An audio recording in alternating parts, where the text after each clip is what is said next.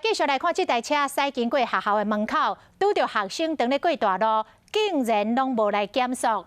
南投的仁爱国中来公布一段监视器的影片，6个学生等要过大路，当时有一台白色的轿车驶过来，老师就徛出来要来挡车，但是这个轿车若无减速，佫疑似加速度。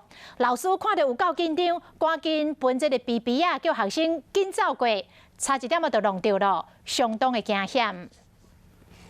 上课的时间，有6个学生要过大路，老师举红线徛伫咧大路线顶，伸正手爱白色的轿车停落来。这台车煞无减速，老师惊到紧分 BB 啊，爱学生紧走。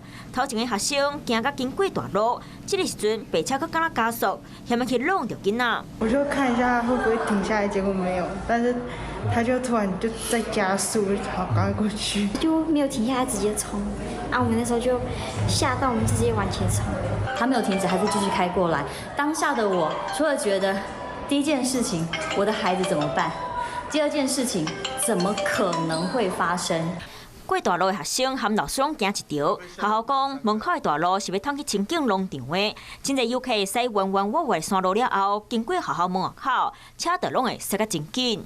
交通的单位来评估，都认为我们平均流量不足以增设一支 红绿灯或者是闪黄灯，所以我们就是永远很担心我们的值周主任、老师们跟孩子的安危。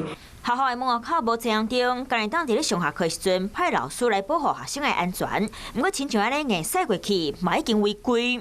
有一部车子的话，没有停，直接的闯过去，依照道交的规则，44秒的外向可以处罚新台币1200元到3600元的罚款。 警察会看监视器，甲这台白车驾驶罚钱。学校嘛会继续和管府沟通，来设青红灯，保护学生过大路的安全。